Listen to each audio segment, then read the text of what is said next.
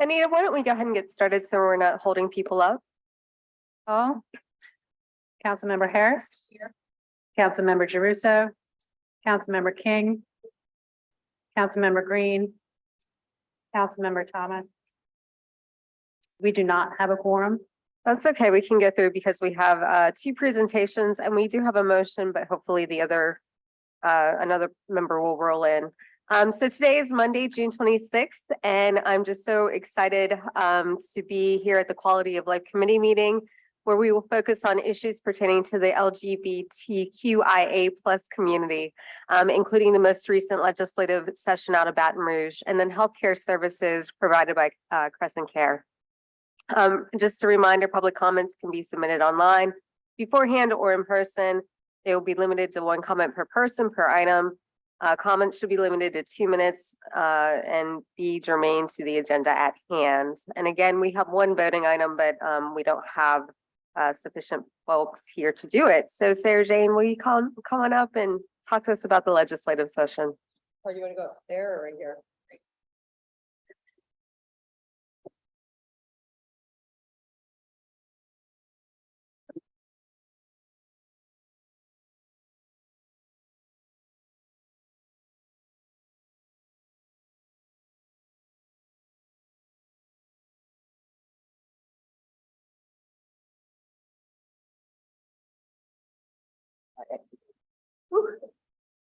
I'm like.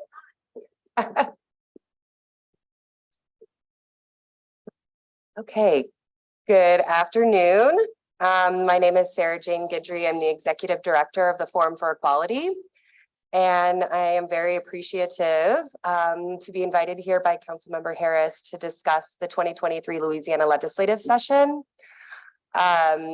We had, well, the session itself has ended, but it's still in continuing with the hopes of a veto on 4 of the bills that we'll be discussing today by Governor John Bel Edwards. But I really do want to start off by saying that 2023 has been an unprecedented year on attacks on the LGBTQ community, and specifically on our youth, and specifically on our trans and non-binary and non-gender conforming youth. We've seen a wave of bills that attack children in their most safest and sacred of spaces. And this state is no different. We saw attacks in our classrooms, in our libraries, and in our doctor's offices.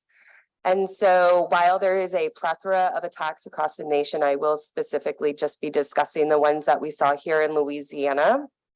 And I'm going to just kind of break them down into the categories, if that's fine. Chair over. Hold on 1 second. Okay. There we go. So the first category that we saw, oh, thank you for the water, was an attack on our libraries. And this really started as a local concern that was brought forward to the library boards of control. You saw this starting in Lafayette. It expanded into St. Tammany Parish. It expanded into Alexandria and Livingston Parish and other parishes across the state. But mainly those areas were specifically targeted in their parishes by attempting to ban books, to censor books, to remove them from shelves.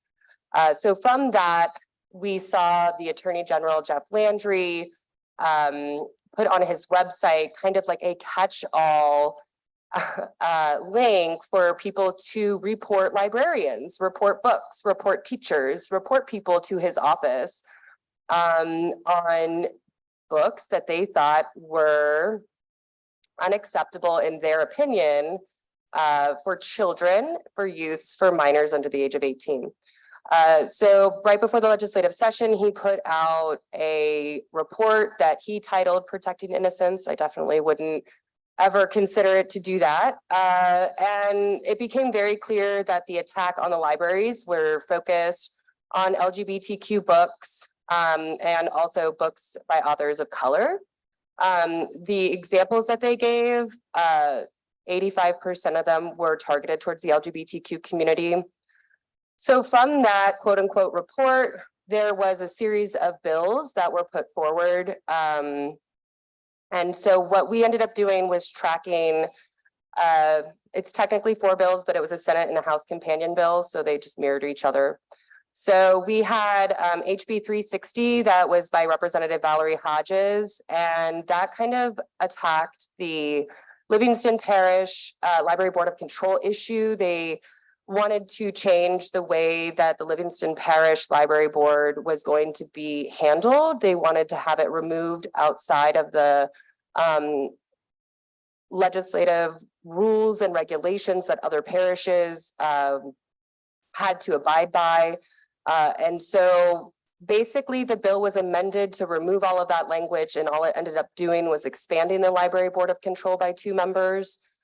So they weren't able to like extradite themselves from the Louisiana regulations, but they were able to expand the Library Board of Control, which does end up giving them an ability to censor and ban books if it's done under the police jury within their parish. And that's usually the people that are going to be controlling who's nominated to the Library Board of Control. Real quick question. Do you Yeah. have some of the examples of the books? Just curious to know some of. So one of the books that you would see time and time again that's being targeted would be genderqueer. And a lot of times they make false accusations that this book is in the section for children. It's not. It's in the adult section, right? And so people try to utilize books that they might not agree with and try to censor them or ban them within their libraries under false pretenses. So that is one of the #1 books that you'll see on the top.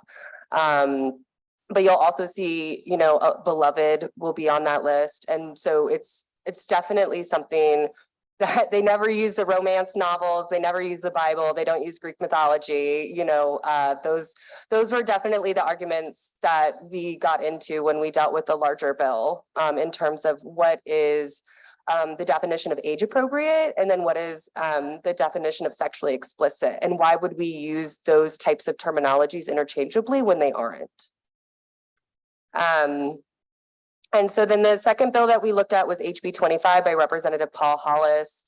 And that basically would remove all sorts of term limits on Library Board of Control members and make them at will to the police jury that elected and nominated them to that position, basically making library boards of control politicized positions that they could be removed at any time for any reason that the council member, mayor, president, whomever is in charge of electing that person. One of our really great representatives from the greater New Orleans area, Representative Kyle Green and Representative Matthew Willard, sit on the House Municipal Committee. And we were able to kill HB 25 in the municipal committee with a very large bipartisan vote. So that bill is not moving forward and was not moving forward since the beginning, kind of early in the session. The last bill dealing with libraries is a joint bill. So you have SB 7, which is the one that is sitting on the governor's desk. It had a companion bill, HB 102 by Representative Julie Emerson.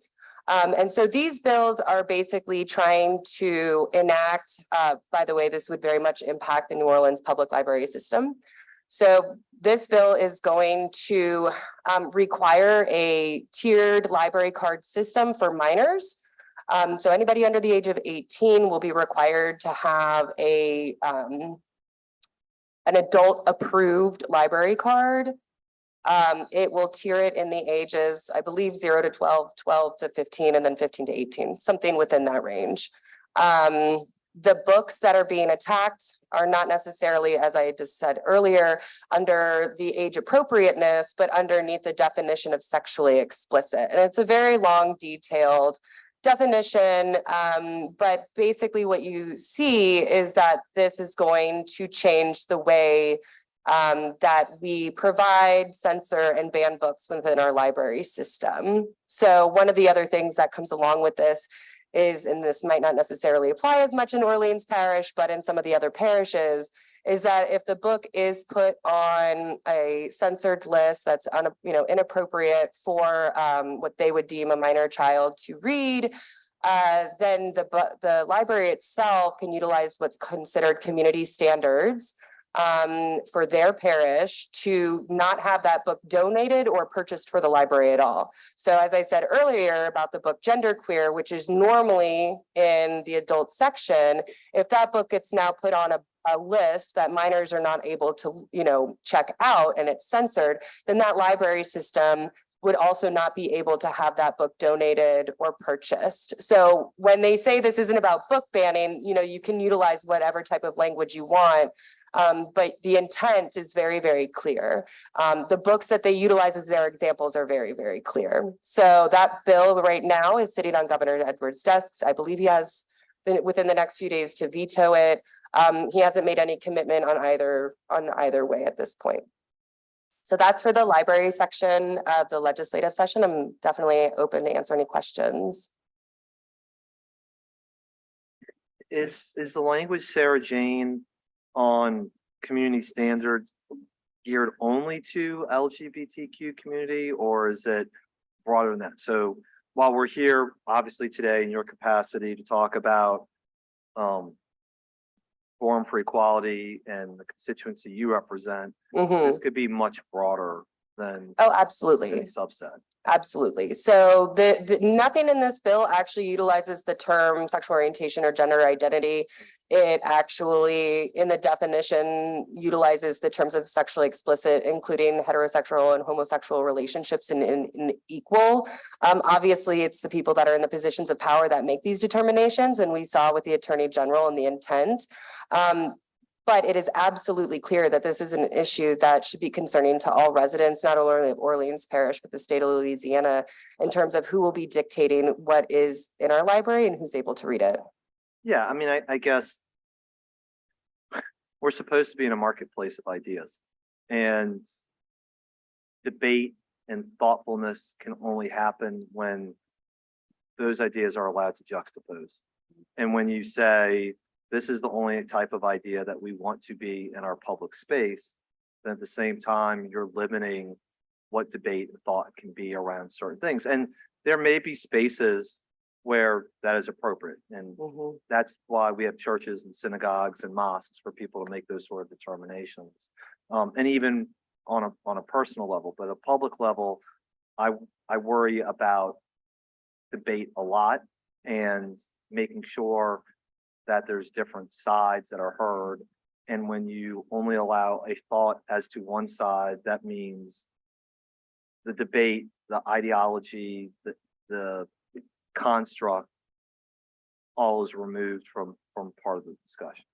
Yeah, absolutely. I mean, we saw that in the Senate Education Committee when they were hearing this bill. Senator Bodie White actually made a motion to adjourn the meeting without hearing our side of the story. So not even allowing there to be a debate on this exact bill that you're mentioning, and actually had to go back to the Senate floor to have them recommit it back to the Senate Education Committee so that we could be there and be present to voice our objections. So the temperature of the legislature is very much leaning towards that way, and it's very concerning in terms of the overreach of censorship that we're seeing.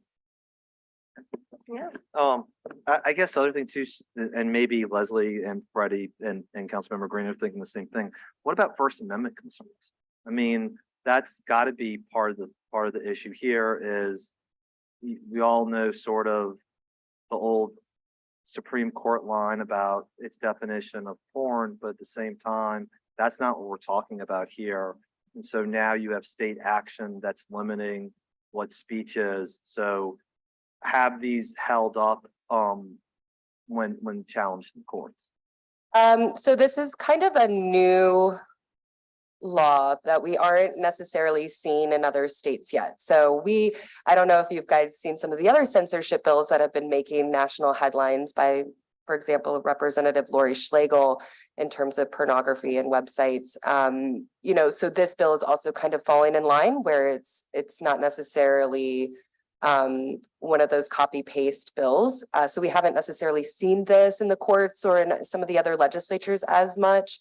And so one of the things when we continue to bring up that point is, and I will actually quote Representative Lance Harris, who is the chairman of the House Education Committee, that said, and that's how the sausage is made.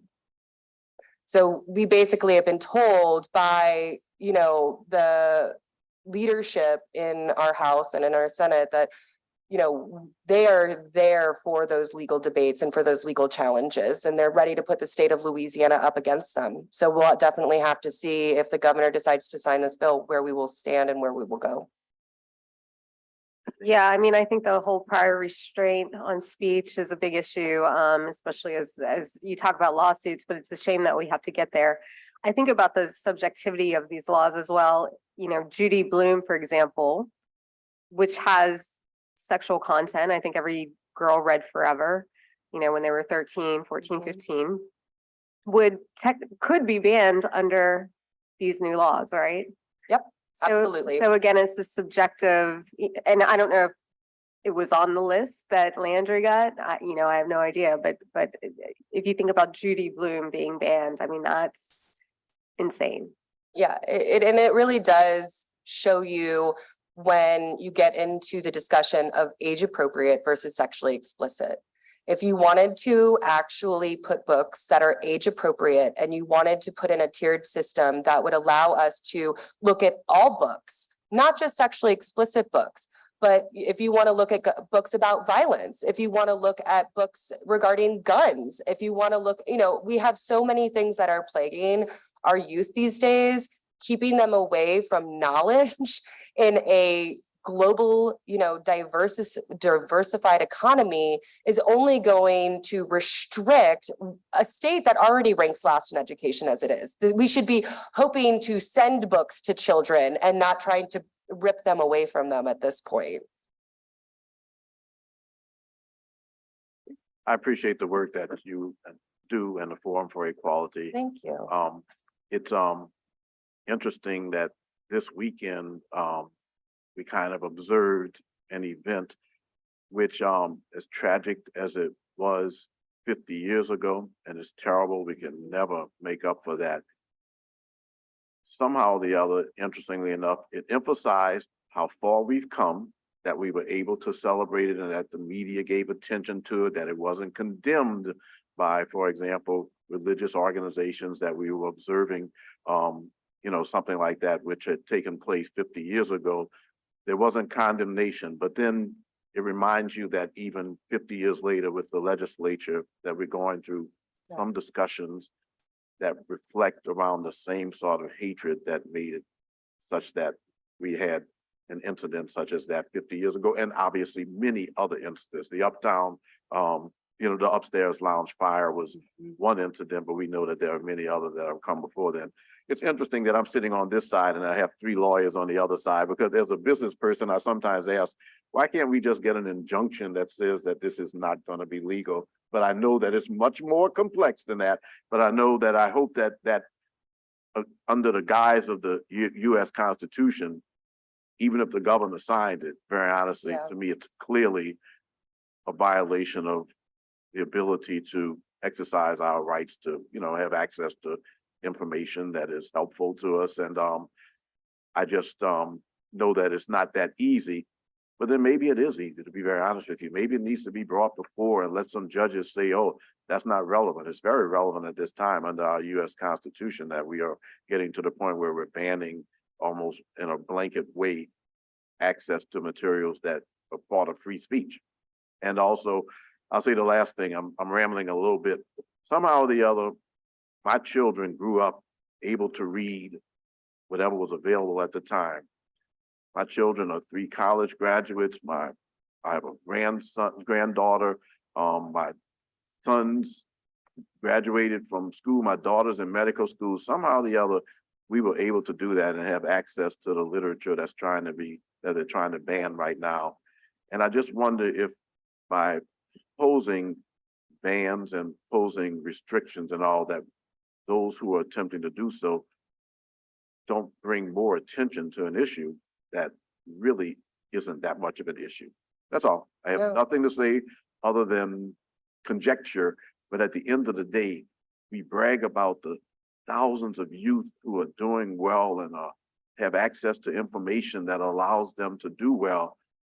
But on the other hand, we're saying that they'll be victimized by having access to the same information that they've had access to forever, that has created some pretty good people in our city and our society.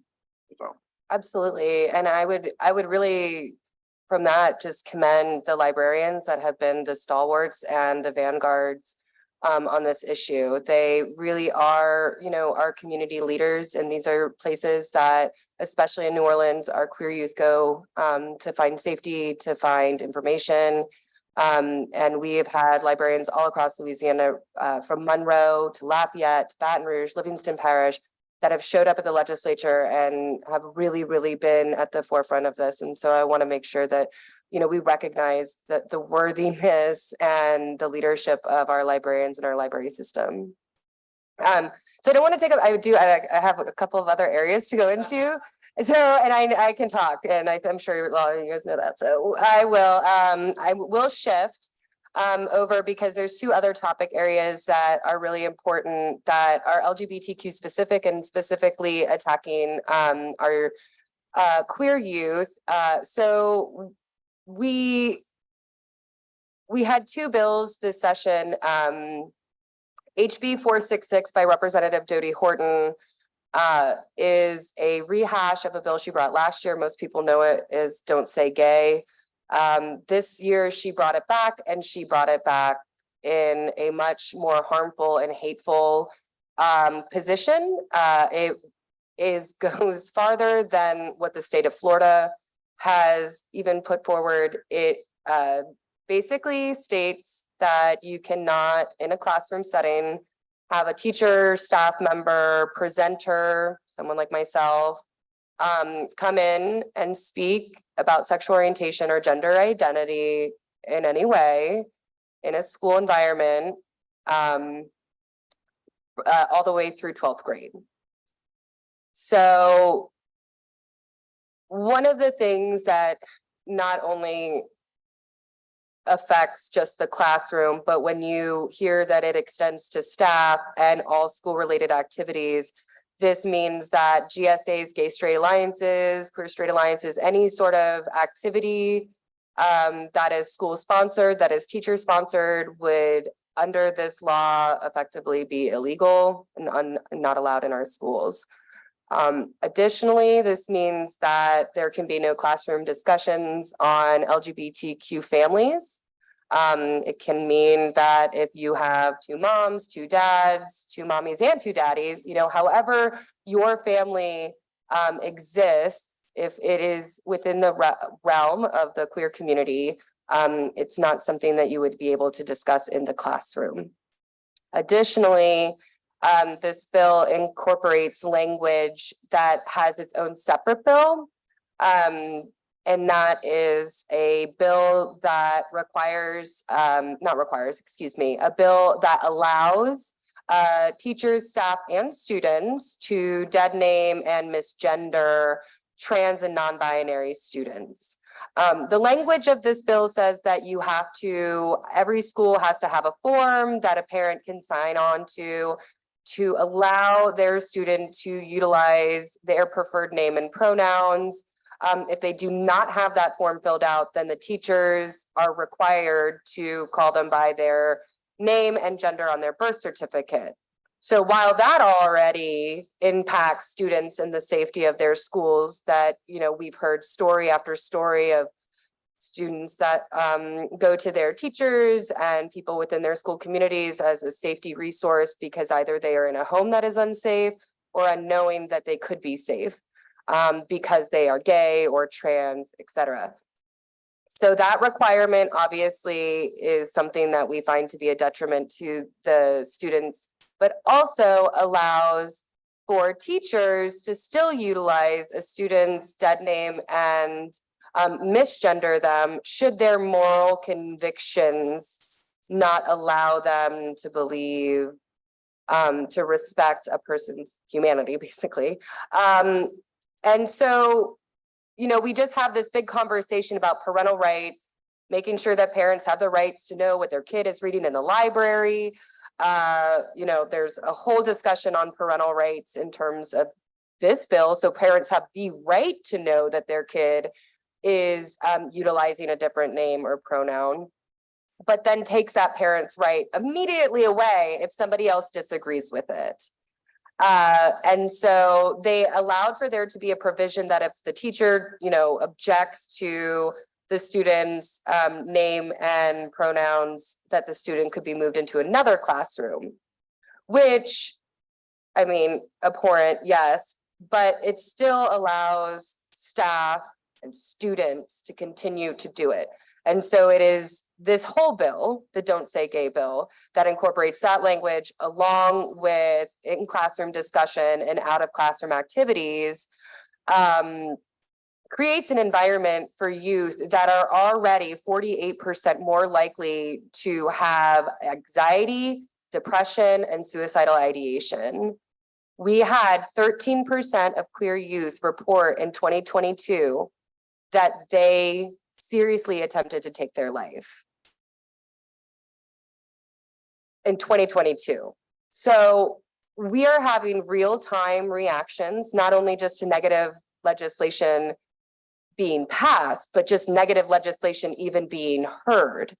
Even their identities being discussed on the evening news or in, just casual debates between adults.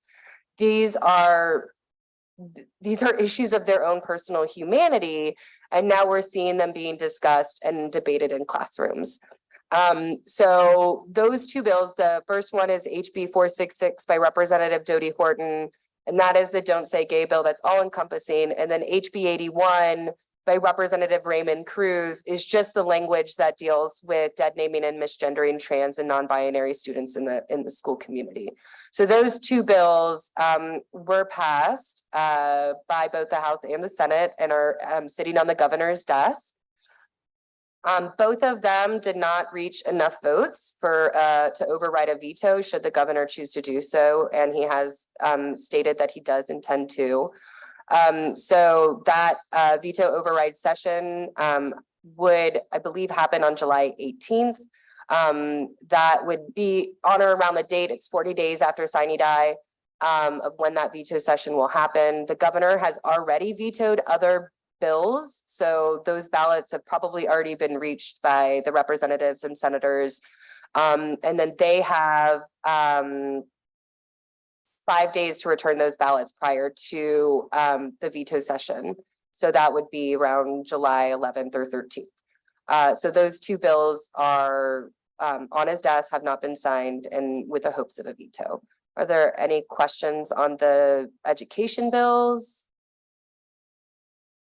What can citizens who are concerned do? Is there anything to be done? I mean, I think sometimes people just feel so helpless in the face of legislation like this. So what steps can we as citizens take to help? So first and foremost, I would say that you should support trans youth and LGBTQ youth in the best way possible. There are local trans youth organizations and ways in which you can financially support them, donate. And then also you can become politically active by emailing. You could email the governor that you would like. I mean, by the time, I don't know when we see this, you can email the governor. We've been asking for people to email the governor to request a veto on these 4 bills. And then additionally, we will be, if we do head into a veto session, we will be reaching out and asking people to contact their representatives and senators to maintain the veto by Governor Edwards on the bills. And so that right now is the position that we're in. It is the end of Pride Month, so we definitely always support allyship, but definitely allyship around the year, right? We love to see support during Pride Month, but I think the allyship constantly is really what we need to see, especially in support of trans and queer youth. Well, if that's it, how can people get in touch with Forum for Equality, look for updates? Sure. So you can go to our website, forumforequality.org, to find updates, all the information that I just spoke about, the bills, the bill numbers, the authors, is on our website. And you can also find us on Instagram and Facebook. We try to keep people updated on the actions that you can take, both locally and as well as statewide. And then we also do have our gala coming up in October 7th. And so we always enjoy the community coming together and celebrating, because it's really also about joy and community and coming together. And so while the Louisiana legislature is a very harmful and hurtful place to many of us, especially in our community, it's always really important that we all come together. And so I thank you all for letting me be here today and updating you during Pride Month. And I do want to say that I appreciate the New Orleans City Council also showing their pride year round and, you know, supporting us and supporting our community. Thank you, Sarah Jane. We do have one public comment from Casey Davis. Are there any online comments, Anita? Okay. And Casey, just a reminder, you have 2 minutes. Thank you. We'll try to keep this one lighthearted today. As a sibling of a non-binary individual, it is very recognizable that bullying just takes away that individuality. And when you start seeing it on the state level, it's really concerning. And then it's across many states, like they're coming from the same script. And as much as I can email my governor and my state legislator, I cannot email other state legislators. It's out of my jurisdiction and I'm cut off. And online, when I do email the governor and the legislative, I am limited to a certain amount of characters and I cannot get my point across. And when we talk about gay, that means happy. And people were bullied for that. And we had to take that name and that vocabulary word out and we replaced it with queer, which means weird and strange, which is further just dividing and creating people to side on one way or the other. And so the more that we can come together and let everybody know that we are inclusive, and from the top down, you know, if we're doing all this in legislative, then that's really concerning because their children and their grandchildren are following suit and they're those ones bullying these young kids in school. As a 38-year-old, I feel like it's a lot of these kids behind me that just want to blur the lines. They don't want to be identified as anything at 4 years old. They don't want to be called names or bullied at all. They start picking sides once they realize who's nice and who's not. So I support equal rights amendments and positive motions in legislative, and I really hope that we can start focusing and stop wasting so much time, money, and effort. Thank you, Casey. All right, Sarah Jane, thank you so much for appearing. Always great to see you. Thank you, guys. Anita, what is the next item? We want to go to the approval of the minutes now that we have a quorum. Yep, I'll move. Seconded by Councilmember King. All in favor? Aye. No one's opposed. Passes. Thank you. Your next item on the agenda is the Crescent Care Community Health Center Yeah. services. Yeah, so Anita, let's go a little bit out of order because Councilmember Jeruso needs to leave. So let's actually take up number 5. Nate, if you could come on up. Do you want to announce it, Anita? Sure, this is a motion approving the contract for the CEA with the low barrier shelter, janitorial services, a clean environment, security service for a safe environment, and food services. Thank you. And let me just, I do have a little preamble. We are considering this extension for one of the few agreements that govern the low barrier shelter. The shelter was created years ago as a safe place for the many unhoused individuals who were not ready to enter housing, even supportive housing with wraparound services. For a long time, it was a model institution, but now its operations are struggling. I need to make clear that by extending this contract through January, the city is not waiving any of our rights to pursue contract violations that might arise. They've had a smaller security presence than the city has called for. They've had less staffing, probably because of the low wages. People are paid $15 an hour, which is less than a Nord lifeguard makes. And this is snowballed into other issues that have caused people who are on the street not to consider the low barrier shelter. In fact, the staffing is short, but there are beds available, but because staffing is short, they cannot open those beds. I do appreciate that Stark Corporation that operates the low barrier shelter will oversee this contract, and they are putting in efforts to keep the low barrier shelter afloat. But we will be rebidding operations later this year, and I'm optimistic that a more suitable agency will take over and ensure that the low barrier shelter fulfills its promise to our residents. I know that Mr. Fields is here and ready to take any questions. Councilmember Jeruso, King, Green, do you have any questions for Nate? Nope. Okay, no questions for you. So I'll go ahead and move to approve. Seconded by Councilmember King. All in favor? All right, All right, thank you. thank you. Thank you. All right, so now let's get to Crescent Care.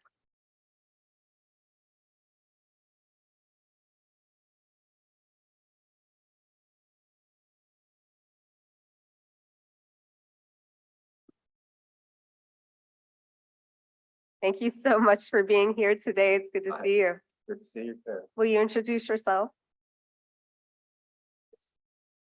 My name's Reginald Vicks. I serve as the Chief Operations Officer for Crescent Care. And just here today to give you a short presentation on the work that we're doing.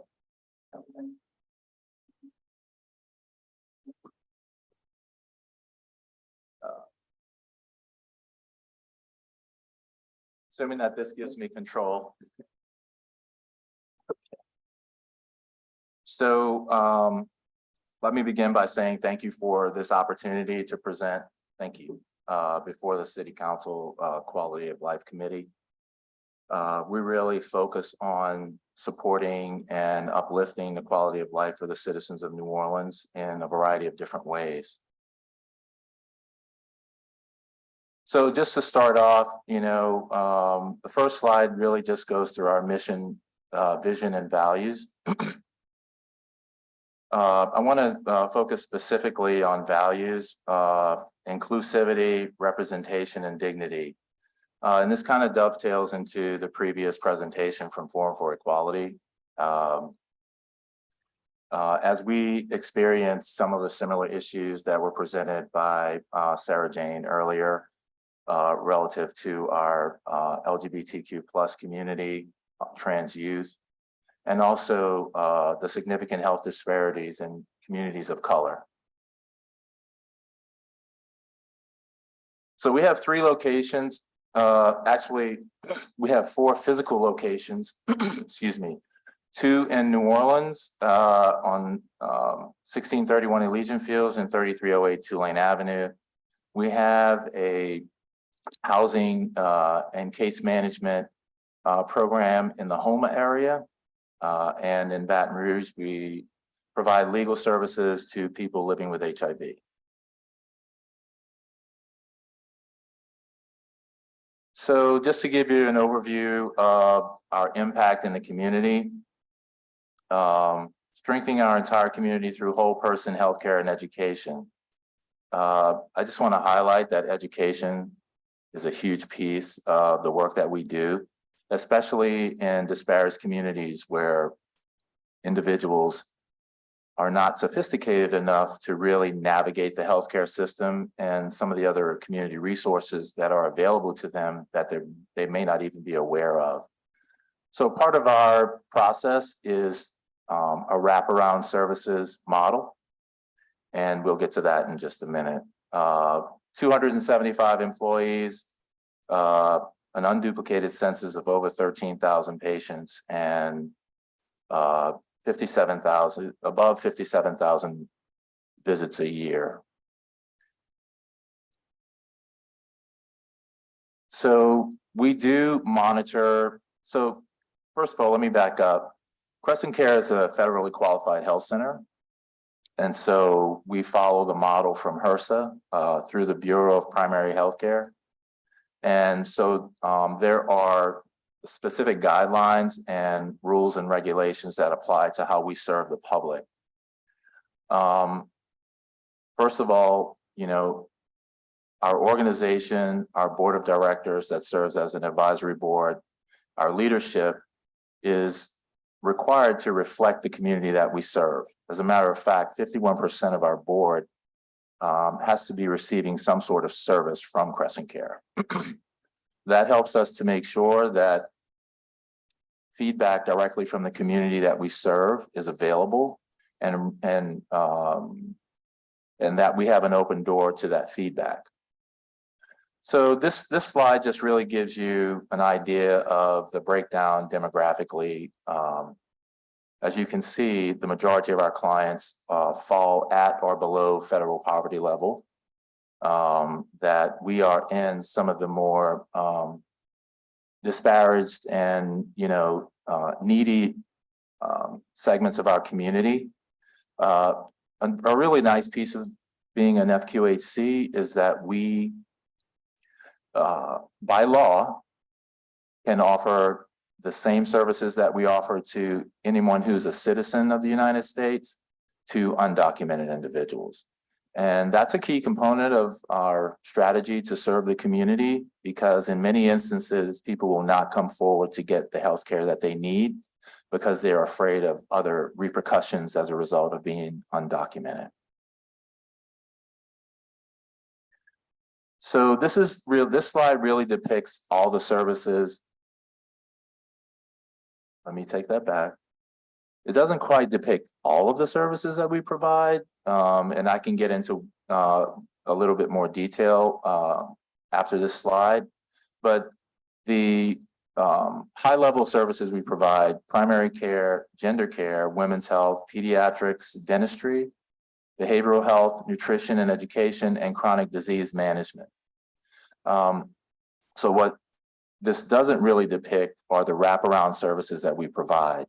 So we provide legal services to people living with HIV.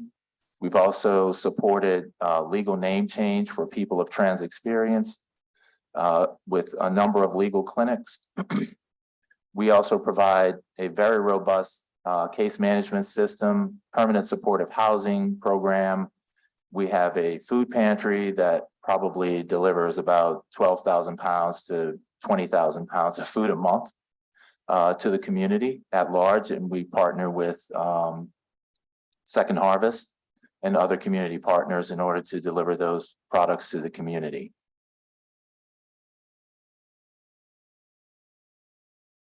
So just wanted to give you a little bit of background on how we have responded in kind with the City of New Orleans and the New Orleans Health Department when it comes to community response during emergencies and disasters. So we were one of the first non-hospital community healthcare providers to partner with the City of New Orleans for COVID-19 vaccine distribution. And as you can see, and I won't read through all of this, but we wrapped around all the services and the resources that we had internally to support over 19,000 vaccine doses being administered in the City of New Orleans.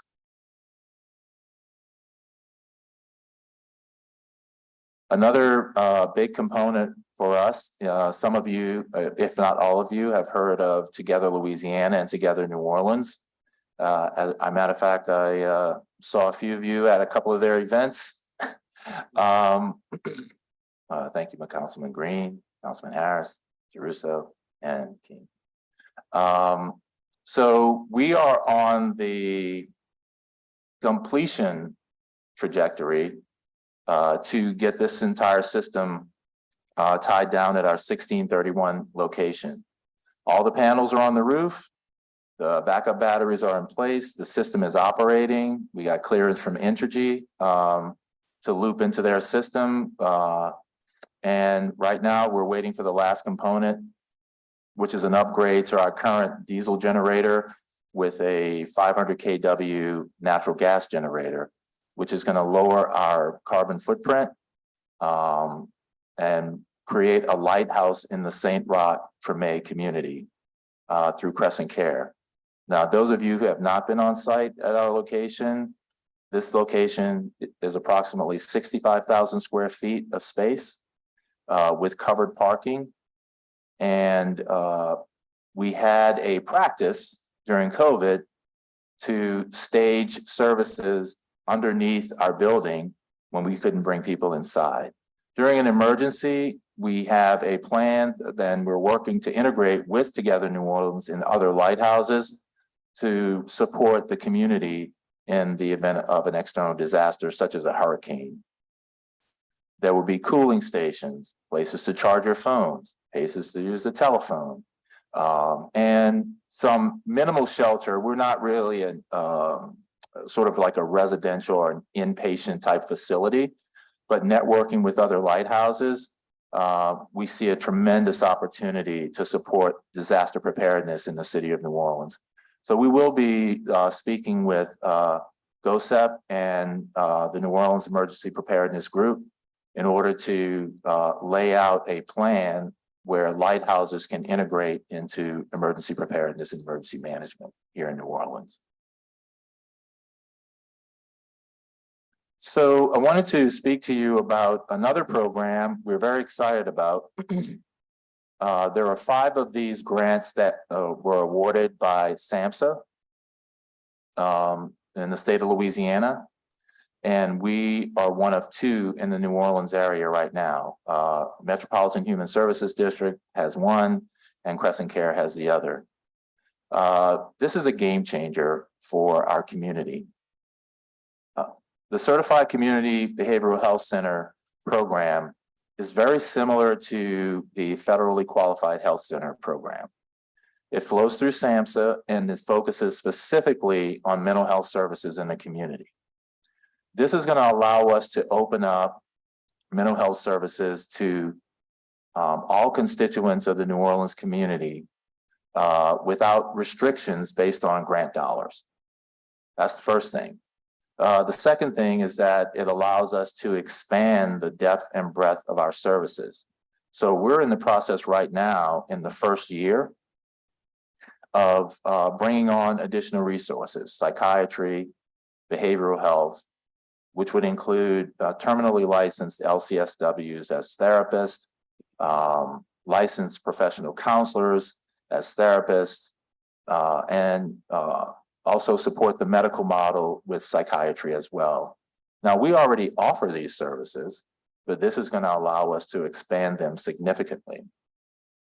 And as a result, and also with some innovations that we've brought to bear in our behavioral health department, we can onboard clients quicker, we can get them into treatment quicker, and with the exception of a lack of resources to handle capacity, we can handle the capacity of the community in conjunction with other resources around behavioral health and mental health services. This also includes support for substance use disorder programming, which we already have in place. We have a program called Recovery Works, and we also provide medication-assisted therapy with Suboxone treatment to help people stay off of opioids and to detox as well. I'm going to stop for a minute. Do you have any questions so far? Well, I was going to wait until the end, but since you brought that up under behavioral health, can you talk to us about, for example, how members of the public, especially those who are on our streets, who are in need of that assistance, how they can access your facility? Sure. So we have a centralized intake process. So calling our main number will get you to our call center, which also helps set up new clients and get them scheduled for a provider. Our first step was to work on our waiting list. We had a waiting list of over 700 clients first quarter of this year. That wait list has been reduced to less than 100 since the beginning of, since first quarter of 2023. Part of that was due to a revisioning of how we address needs in the community for mental health services. And so we looked at some evidence-based models from around the country and began a process of transforming our program as well, so we could accommodate more clients and get them into treatment quicker. But it's as simple as that. And once that contact is made, we will connect them with a provider and put them on that provider schedule to receive services.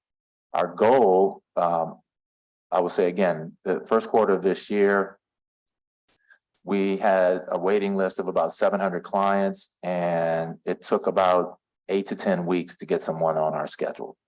And that's pretty consistent with other mental health services, especially outpatient mental health services in the city.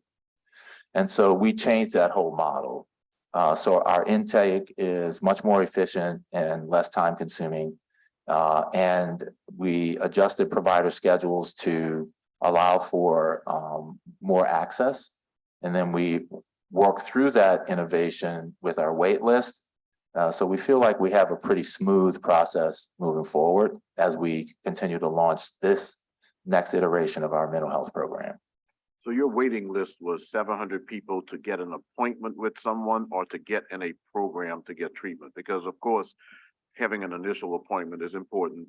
And I'm trying to be productive and helpful. I'd like to go Yes. to some areas where I think that there might be a need for your services, as I've done, and share information as to the fact that they should contact you. But then beyond that, it's getting into the treatment. So this is for a first appointment, which results in getting into care. Mhm. So it's a pretty synergistic process, if you will. Once you get in the front door, you're connected to the process that will get you in to see a provider. Absolutely. Okay. The other thing I just want to highlight is something very exciting, and that is the New Orleans Health Department has partnered with an organization called RHD for crisis team management for people with mental health disorders. We work with that same organization, as does Metropolitan Human Services District. I won't speak for them, but they are partners with us. And we're very excited about that, because what we've seen in the recent past is some opportunities to train up when not EMS so much, but maybe law enforcement, comes to support us when we have an acute situation going on, to try to get someone to the hospital and into treatment and some intervention that's beyond the level of intervention that we can provide. So that's really exciting, and that will tie in nicely with the program that we're trying to design. So we're very thankful for that. What about your permanent supportive housing? How do you do that, and how does someone access the ability to work with your agency Sure. to help them to get placed? Sure. So first of all, let me say I'm not a housing expert, but I can give you the high level of our permanent supportive housing, and we can get more detail to you if you would like. Basically, most of our PSH or permanent supportive housing programming flows through Unity for the Homeless. So we've had a long-standing and very robust relationship with them, and we're a contractor with them. So on our side, we provide the mental health rehab support, and Unity provides the screening for eligibility to be in the program and receive housing. So, actually all these federally funded housing programs have to comply with HUD guidelines and rules and regulations. And so there's also that overlay of it. Now, so permanent supportive housing is specifically designed primarily for individuals who have significant mental health issues and have had difficulty with stable housing. We know that stable housing and stable food and nutrition will support better health outcomes. So we have mental health specialists who actually go out in the field and work with these clients to keep them stably housed. And that's essentially how the program works. Now, another overlay of that is we also work with the HOPWA program through the city of New Orleans, which is also federally funded. And so people living with HIV also mesh with this permanent supportive housing program as well. And so we have the opportunity to leverage additional resources depending on the person's specific needs to the best of our ability. So it's a little complicated, you know, from the standpoint of certain funding streams can only do certain things for certain people. But the PSH program generally is for everyone. The problem is that it's also overwhelmed, and our housing stock in New Orleans makes it very challenging sometimes to find housing and sometimes actually to keep housing, depending on the circumstances with a particular landlord. Thank you. Yes, is that, yes. Okay, we're moving on. So one of the last things I want to talk to you about is our brand new building. Okay, good. United Way of Southeast Louisiana owned this building up until towards the last 2 quarters of last year, when we started speaking to them about purchasing the building. Our programs have grown so significantly at our mid-city location that we had to search for another venue. Number one that's on public transit so that people can get to us, they can bike to us, they can walk to us from that neighborhood, and they can also catch public transportation. And number two, we have identified over the last 7 years that being a building owner is a lot better than working with a landlord in this way. And so we broke ground earlier this year, and we're on a trajectory to have that building completed by the first quarter of 2024.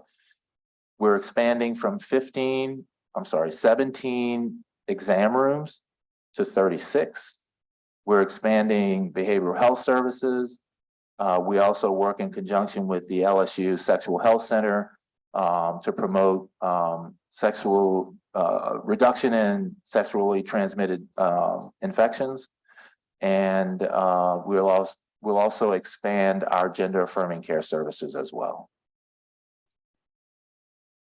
And we will let you know about the grand opening. So these are just some pictures of where we are now with that facility. And this is architect's rendering of the curtain wall in the front of the building. And by curtain wall, that's all of this on the front of the building, that's glass and windows and balconies.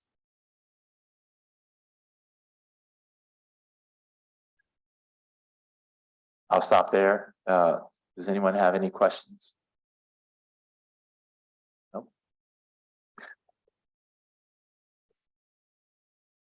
Okay, that will end our presentation for today. Okay, do any of my fellow council members have any questions? Yes, if it ends your presentation, I would just like to just state that I appreciate your work.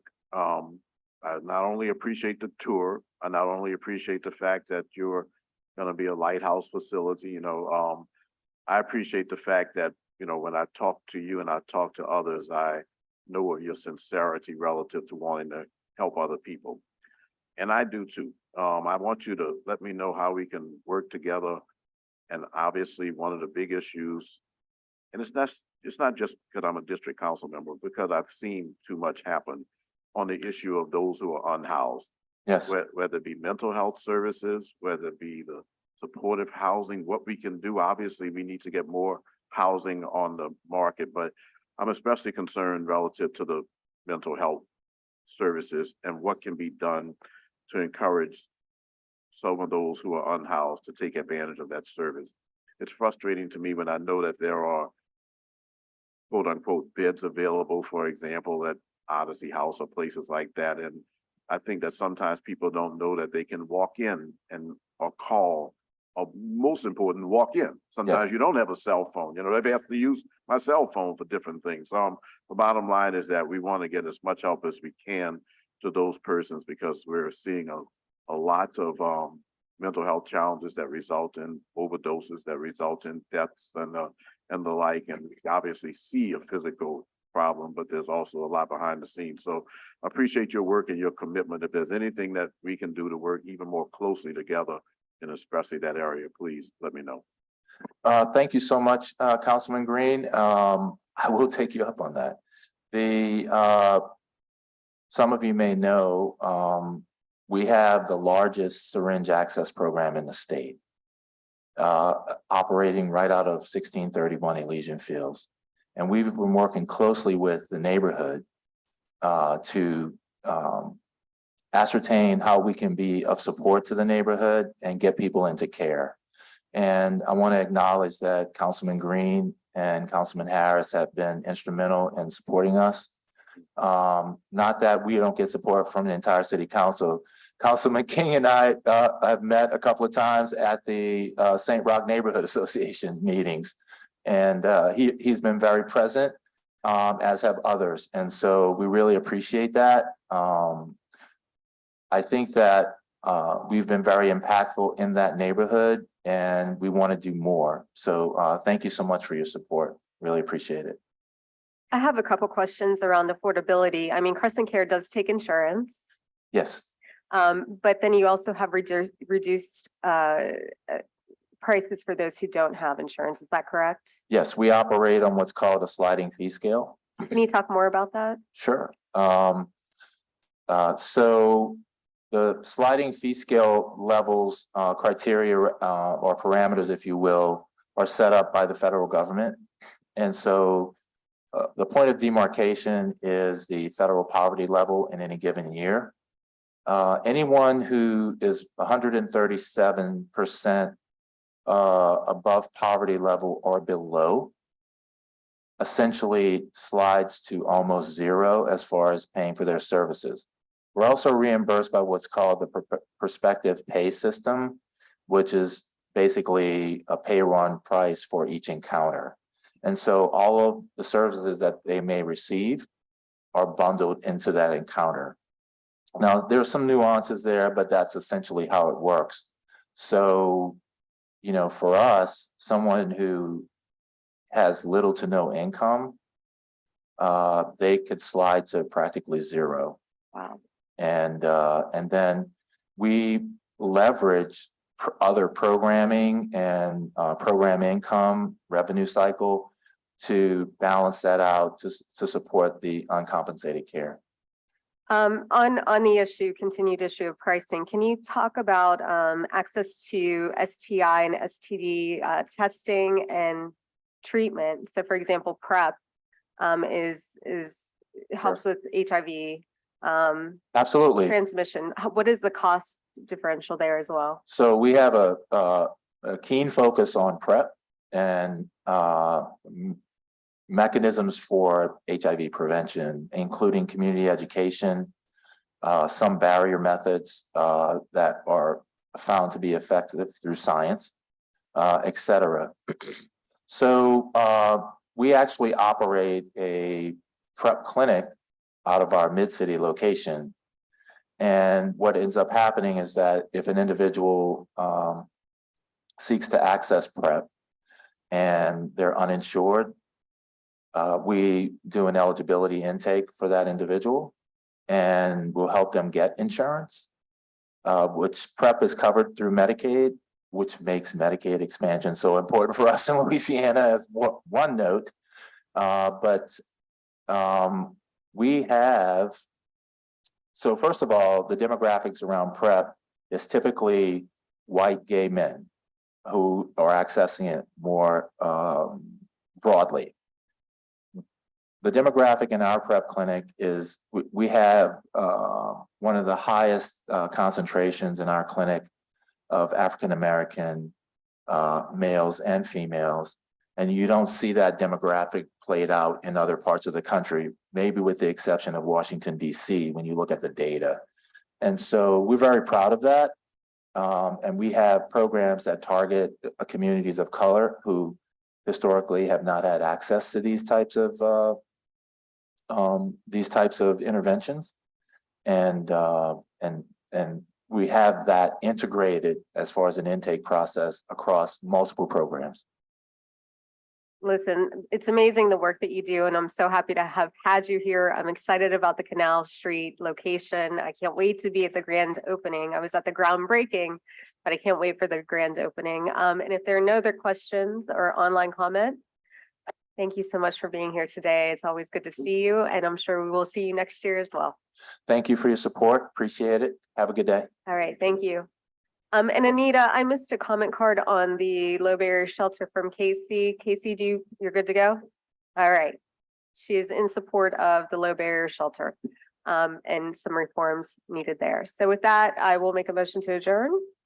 Seconded by 2 of the council members, all in favor? Aye. Aye, all right, thank you all.